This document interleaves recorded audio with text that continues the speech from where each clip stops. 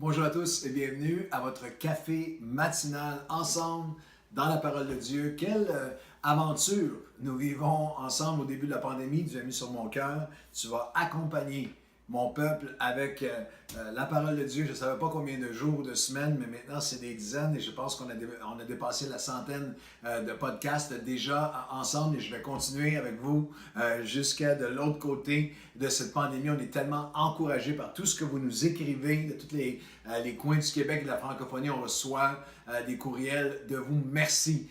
Messages textes, courriels et toutes sortes de messages. Merci de vos encouragements. Et nous sommes dans un texte, un passage magnifique de la parole de Dieu où nous regardons ensemble à 7 prières de Jésus. Jean chapitre 17 et 18, nous avons la prière de Jésus. Nous prions avec lui. Jean chapitre 17, verset 1, Jésus leva les yeux vers le ciel et il dit, Père, l'heure est venue, glorifie ton Fils, afin que ton Fils te glorifie. Et on regarde ensemble à 7 prières que Jésus a priées dans ces chapitres et qui nous a enseigné à prier, qui sont pour nous aujourd'hui. Si vous avez manqué les derniers podcasts, on arrive à la prière numéro 6 aujourd'hui. Alors si vous avez manqué les 5 premières qui précèdent, elles sont là déjà en ligne pour vous. Dans Jean chapitre 16 et 17, prier avec Jésus en levant les yeux vers le ciel, c'est prier lorsque nous sommes exclus, lorsqu'on vit l'exclusion. C'est prier pour plus de son esprit. C'est prier lorsqu'il y a des éclipses. C'est prier afin d'enfanter spirituellement. C'est prier afin de ne pas oublier l'équilibre.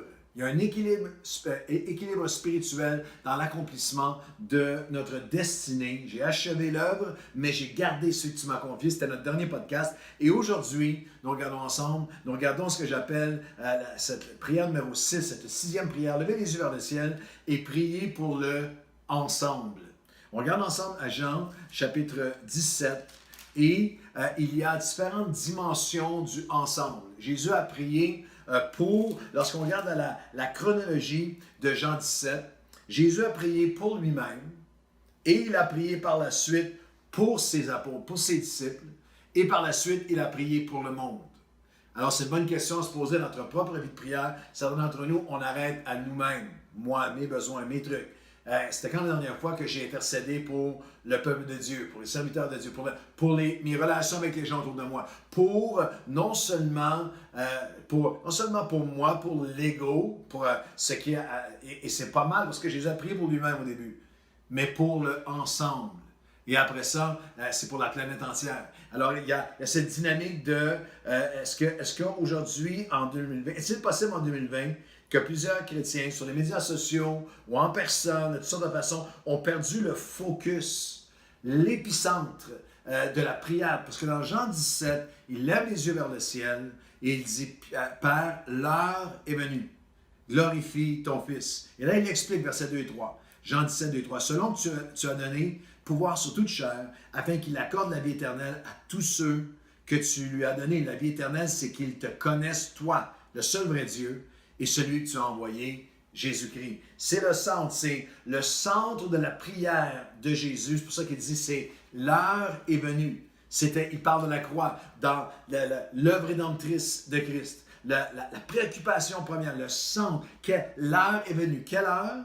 L'heure où le cadran du plan rédempteur de Dieu va maintenant s'accomplir. L'heure de toute l'histoire de l'humanité, une personne à la fois qui peut changer. L'heure où Dieu va mettre fin à l'humiliation volontaire de son Fils qui vient porter les péchés du monde pour l'élever afin qu'il soit glorifié pour toujours. C'est l'heure où la tête du serpent de l'ennemi va être écrasée. C'est l'heure où, littéralement, la mort va être vaincue et la vie va être offerte à tous ceux qui vont y croire. C'est l'heure où tous les symboles et les sacrifices du passé religieux sont abolis. Maintenant, il y a un seul sacrifice, c'est en Christ qu'on peut s'approcher de Dieu. C'est l'heure, littéralement, où Dieu nous réconcilie avec lui-même. C'est cette heure-là qui est au centre de la préoccupation de la prière. Et lorsqu'on regarde ensemble à cette prière de Jésus, il va de cette œuvre éternelle vers le ensemble. Ensemble dans un ensemble qui nous rejoint encore aujourd'hui. C'est tellement magnifique. Au chapitre 17 et au verset 20, ce n'est pas seulement pour eux que je prie, Jean 17, 20, mais encore pour tous ceux qui croiront en moi par leur parole. Wow! De Jésus à ses 12, 11 apôtres, un qui va le trahir, un qui va le renier, aux 120 dans la chambre haute, aux centaines de millions aujourd'hui à travers le monde. Se prier pour le ensemble nous appelle nous aujourd'hui, nous concerne nous aujourd'hui. La deuxième portion de ce ensemble, l'ensemble qui nous rejoint encore aujourd'hui, et c'est un ensemble aussi, non seulement qui nous rejoint, mais un ensemble de rassemblement qui devient une raison de croire. Au verset 21. Afin que tous soient un, je prie, je lève les yeux vers le ciel, afin que tous soient un, comme toi, Père, tu es en moi, et comme je suis en toi, afin qu'eux aussi soient un, en nous, pour que le monde croie que tu m'as envoyé. Notre unité, notre relation les uns avec les autres, la mesure de grâce, la mesure de ensemble, notre mesure d'unité, de grâce, de pardon, le modèle est hallucinant. C'est comme le Père avec le Fils, comme il y avait cette union entre le Père et le Fils. Jésus dit, notre mesure d'unité, de grâce et de pardon, comme celle entre le Père et le Fils, va toujours déterminer la mesure avec laquelle ce monde va croire en lui. Pas à nos doctrines, pas à nos bâtiments, pas à nos projets, pas à nos spectacles chrétiens, pas à notre musique qui est extraordinaire, pas à le fait marquant, le déterminant. Jésus dit comment vous vous traitez les uns les autres, la mesure d'unité que vous allez avoir en personne, dans vos familles, dans l'Église, sur les médias sociaux, pendant une pandémie en 2020. La mesure de respect, la mesure d'unité, ça va être le message le plus puissant qui va déterminer si le monde va croire en notre message ou non. Le ensemble. Alors, c'est une question qui m'interpelle parce que, est-ce que vraiment récemment, dans mon cas, je vais vous dire sincèrement, c'est oui, la réponse. Mais je nous pose la question. Est-ce que récemment, j'ai vraiment prié avec un sens de je veux prier pour l'unité, je vais être un agent d'unité, je vais être quelqu'un qui fait la promotion du ensemble, je vais être quelqu'un qui amène la paix, je veux que le monde puisse croire en Christ en voyant notre unité qui est au-delà de celle de la capacité humaine. C'est un ensemble. Jésus a prié pour le ensemble qui nous rejoint encore aujourd'hui, un ensemble du rassemblement des croyants mondialement à travers tout ce qui peut prendre place, qui devient littéralement une raison de croire. Le ensemble aussi qui reflète la nature, rayonne et reflète la nature de Dieu. Le verset 22, je leur ai donné la gloire que tu m'as donnée, afin qu'ils soient un comme nous sommes un. Moi en eux et toi en moi, afin qu'ils soient parfaitement un et que le monde connaisse que tu m'as envoyé et que tu les as aimés. Il est en train de dire que la façon ultime dont nous allons glorifier Dieu, c'est lorsque nous reflétons son amour. Est-ce que je le glorifie dans mes actions? Est-ce que je lui donne gloire par mes attitudes? Est-ce que je lui donne gloire par mes posts, par tout ce que je mets sur les médias sociaux, par mes réactions, par mes attitudes? C'est intéressant, Jésus a prié à chaque moment significatif, préparant le plus grand de tous les moments. Si on regarde, on traverse tous les évangiles complets, il a prié à son baptême, il a prié au commencement de son ministère public, il a prié lorsqu'il a appointé ses disciples, il a prié avant la crucifixion, il a même prié pendant la crucifixion, et il a prié ici, juste dans cette prière ultime, il a prié afin que le ensemble puisse refléter sa gloire. C'est vraiment une bonne question à se poser. Est-ce que ça m'est arrivé récemment de prier, Seigneur, aujourd'hui, au-delà de mes prières, mes besoins, ma famille, mes choses, Seigneur, est-ce que j'ai prié afin de te glorifier, afin que tu sois, qu'aujourd'hui, là, tu puisses te glorifier en moi. Non seulement dans tout ce que je lui demande pour moi, mais Seigneur, moi, comment moi je peux te glorifier à travers le ensemble? Comment est-ce que je peux favoriser un ensemble chrétien qui est un modèle, le modeler, le miroiter, refléter qui tu es, refléter ta gloire. Parce que prier pour l'ensemble, c'est prier avec une prière qui nous rejoint encore aujourd'hui. C'est un ensemble de rassemblement qui reflète qui il est, qui rayonne et reflète sa gloire. Et je termine avec ceci, nous prions pour l'ensemble, qui littéralement, c'est la seule chose qui va renverser la haine, la colère, l'injustice, la haine, la colère qui règne autour de nous. Dans Jean chapitre 17, Et le verset 26, Jésus dira, « Je leur ai fait connaître ton nom, et je leur ferai connaître, afin que l'amour dont tu m'as aimé soit en eux, et que je sois en eux. » Ce monde a besoin, il y a un peuple sur cette terre, seul peuple sur cette terre qui peut renverser la haine, la colère, l'indignation, l'injustice et l'âme la plus puissante que nous avons. Jésus a dit, je vais le faire alors que je vais leur faire connaître.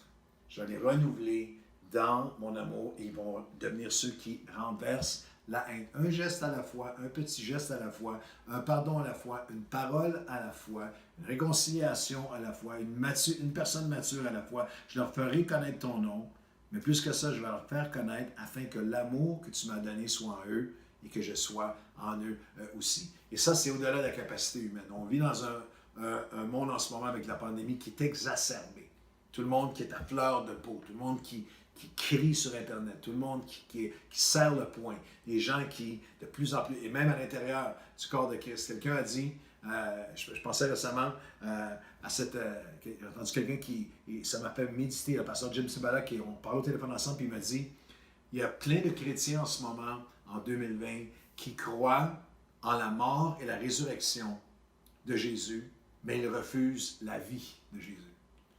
Ils croient au salut, ils croient en la mort et la résurrection, mais la vie d'amour, la vie de sacrifice, la vie d'être des agents de son amour dans ce monde, ils l'ont rejeté. Ils sont rendus militants, ils sont rendus politiques, ils sont rendus impliqués dans toutes sortes de choses. Alors aujourd'hui, vous pouvez vous joindre à moi pour dire, Seigneur, je veux être de ceux qui prient comme tu nous as appelés à prier, prier pour le ensemble.